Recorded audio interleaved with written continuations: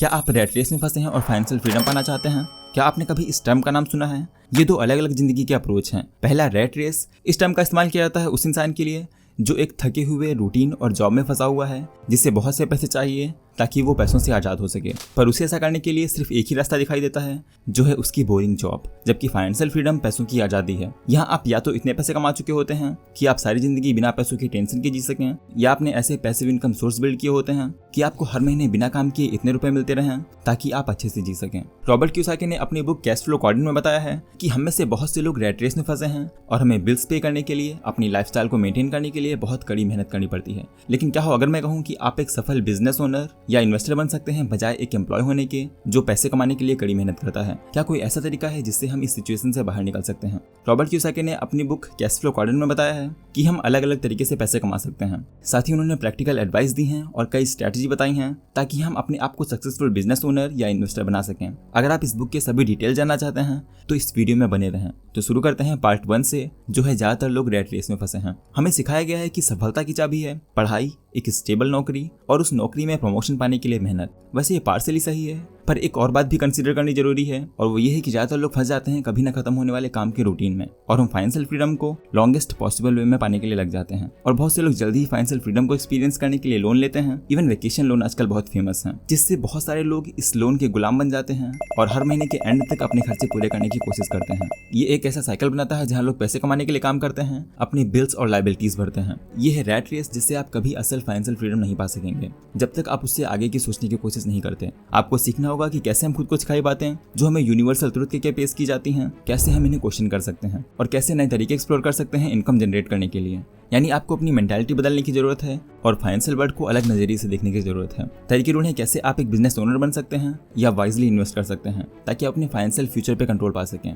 Part 2, run away from the rat race. पहला और सबसे इंपॉर्टेंट लेसन रॉबर्ट हमें ऐसा करने के लिए बताते हैं, जो है इन्वेस्ट करना फाइनेंशियल एजुकेशन में। आपको समझना होगा डिफरेंट कैश फ्लो क्वाड्रेंट के बारे में, फाइनेंशियल सिस्टम के फंक्शनिंग को, बैंक्स कैसे काम करते हैं और इन्वेस्टमेंट के बेसिक्स क्या हैं। ये आपको अलाउ करेगा इन्फॉर्म्ड और स्ट्रेटेजिक डिसीजंस लेने के लिए। जैसे पवन और मुकेश दोनों को बिजनेस करना था तो बहुत सारी आइडियाज देखते हैं जिनमें उन्हें मोबाइल एप्लीकेशन बनाने का आइडिया पसंद आता है। वो एक एप्लीकेशन के बारे में सोचते हैं जिससे यूजर अपने डेली एक्सपेंस को ट्रैक कर सकते हैं और जिससे उन्हें बजटिंग करने में हेल्प मिलेगी। अब पवन, जिसे बिजनेस की इतनी समझ नहीं थी, जिसमें इतनी फाइनेंशियल नॉलेज नहीं थी, तो वो इस ऐप को बनाने के लिए अपनी सारी सेविंग लगाता है और इस पर काम करना शुरू करता है। पर मुकेश वो फाइनेंशियली इंटेलिजेंट था। उसने जब इस आइडिया को सुना तो उसने इस पर रिसर्च किया और उसे पता चला कि ये आइडिया कई रीजंस की वजह से अच्छा नहीं है। जैसे पहला, कंपेटिटिवनेस। ऑलरेडी मार्केट में बहुत सारी बजटिंग एप्स अवेलेबल हैं जिनमें से कुछ एस्टैब्लिश प्लेयर हैं। नए एप्लीकेशन को कंपटीशन में सर्वाइव करना बहुत चैलेंजिंग हो सकता है क्योंकि ये बहुत सिंपल आइडिया है और जो लोग पुराने ऐप को यूज कर रहे हैं वो उससे पूरी तरह से सेटिस्फाइड हैं, तो इसमें कोई इंप्रूवमेंट लाना बहुत कठिन है।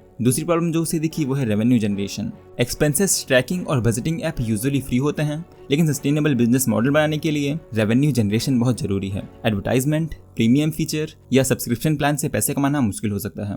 थर्ड प्रॉब्लम उसे दिखी यूजर एंगेजमेंट। यूजर का इंटरेस्ट बनाए रखना और उनको डेली ऐप यूज करने के लिए मोटिवेट करना बहुत मुश्किल होता है। यूजर की रिटेंशन और एंगेजमेंट को मेंटेन करना चैलेंजिंग हो सकता है। साथ ही उसने और भी कई प्रॉब्लम्स देखी, जैसे कि डेटा प्राइवेसी। ऐसी एप्स में यूजर की फाइनेंशियल इन्फॉर्मेशन और पर्सनल डेटा को प्रोटेक्ट करना बहुत ही जरूरी होता है। डेटा ब्रीचेस और प्राइवेसी कंसर्न से जुड़ी समस्याएं हमेशा एग्जिस्ट करती हैं, जिससे यूजर के भरोसे में कमी आ सकती है। तो इसलिए फाइनेंशियल एजुकेशन बहुत जरूरी है, क्योंकि मार्केट में आइडियाज तो अनलिमिटेड हैं। आप गूगल करोगे आपको हजारों आइडियाज मिल जाएंगे, पर क्या वो आइडिया आज के टाइम पे जहां आप हैं वहां अप्लाई हो सकता है? क्या उससे पैसे कमाए जा सकते हैं? ये सब जानने के लिए फाइनेंशियल एजुकेशन जरूरी है। और सिर्फ बिजनेस में ही नहीं, अगर आप लोन ले रहे हैं तो लोन का इंटरेस्ट रेट कितना होना चाहिए, इन्वेस्टिंग में मैनेजर की फीस क्या होनी चाहिए, क्या प्रॉफिटेबल है, क्या हमारा लॉस कराएगा, इसे समझने के लिए फाइनेंशियल नॉलेज जरूरी है, तो इसे इग्नोर ना करें। वेल, इस चैनल पे मैं फाइनेंशियल एजुकेशन की वीडियोस लाता रहता हूँ, तो सब्सक्राइब करके बेल नोटिफिकेशन ऑन कर दें जिससे आप कोई भी वीडियो मिस ना करें। सेकेंडली, जो चीज़ हमें रैट रेस की जाल में फंसा के रखती है वो है लोन।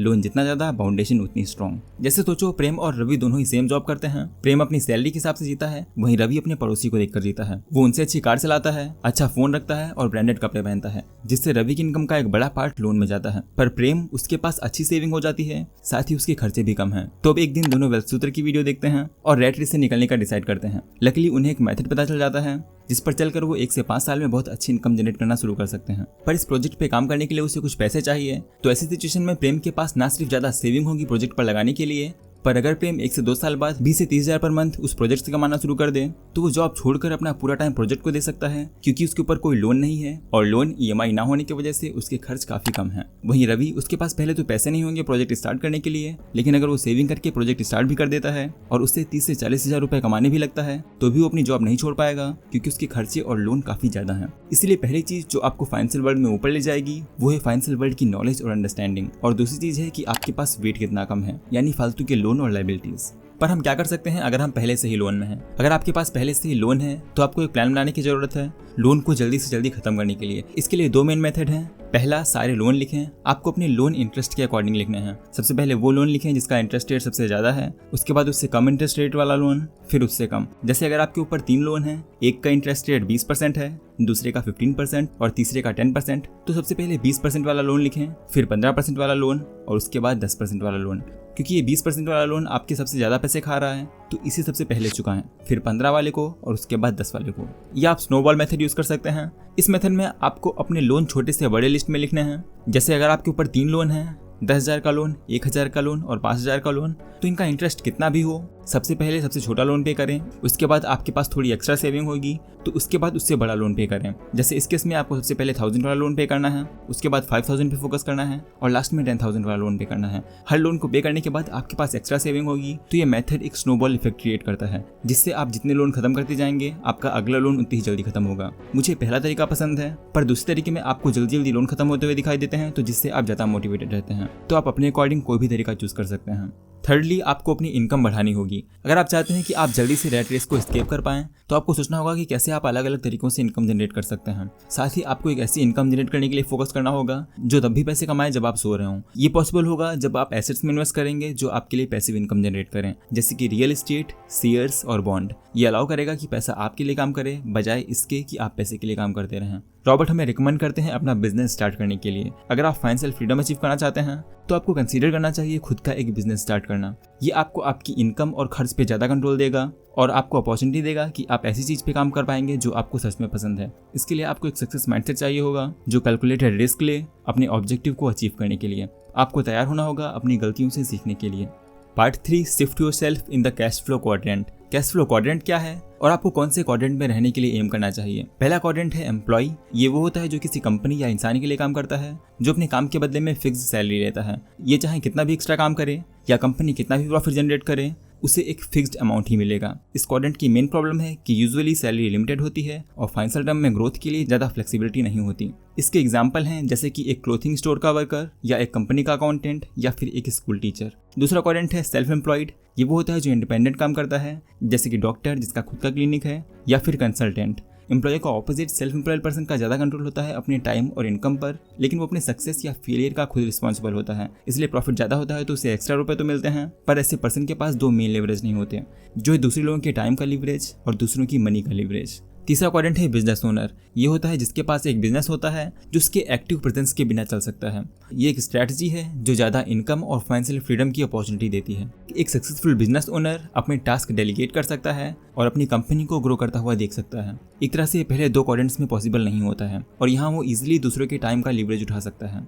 चौथा क्वाड्रेंट है इन्वेस्टर का। वो होता है जो अपने पैसे इन्वेस्ट करता है एसेट्स में जो गारंटीड पैसिव इनकम जनरेट करते हैं, जैसे कि रियल एस्टेट, शेयर्स या बॉन्ड। ये क्वाड्रेंट हमें मैक्सिमम इनकम पोटेंशियल देता है लॉन्ग टर्म के लिए, लेकिन इसके लिए गुड डिसिप्लिन, फाइनेंशियल एजुकेशन और सॉलिड स्ट्रेटजी की जरूरत होती है। इन्वेस्टर्स यूजुअली बिना कुछ किए ऑटोमेटिकली इनकम जनरेट करते हैं और समय के साथ उनकी इन्वेस्टमेंट की वैल्यू भी इंक्रीज होती रहती है।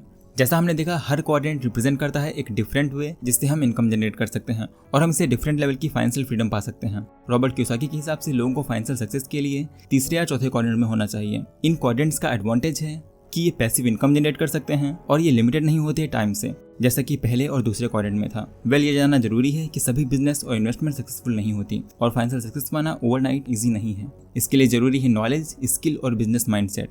और रैट रेस में फंसे होना बहुत ही आसान होता है, लेकिन अगर आप फाइनेंशियल सक्सेस अचीव करना चाहते हैं तो आपको कॉन्क्रीट एक्शन लेना होगा इस रैट रेस से निकलने के लिए। और जैसा हमने देखा, ऐसा करने का शॉर्टेस्ट रास्ता है बिजनेस ओनर बनना या इन्वेस्टर बनना, जो आपके लिए पैसिव इनकम जनरेट करेगा। मुझे पता है ये डिफिकल्ट है, लेकिन अगर आपको फाइनेंशियल फ्रीडम चाहिए तो अगर फुल टाइम नहीं तो इससे पार्ट टाइम ही शुरू करें। तो आप लास्ट के इन 2 क्वाड्रेंट्स में से किस में जाना चाहोगे? अगर आपको बिजनेस में जाना है तो मैंने अपनी वीडियो में 5 बिजनेस के लॉ बताए हैं जिनसे आपको बिजनेस शुरू करने में और उसमें सफल होने में काफ़ी मदद मिलेगी। और अगर आपको स्टॉक मार्केट का नॉलेज नहीं है और आप बिना नॉलेज के इन्वेस्टर बनना चाहते हैं तो इसके लिए आप मेरी मैजिक ऑफिस IP वाली वीडियो देख सकते हैं।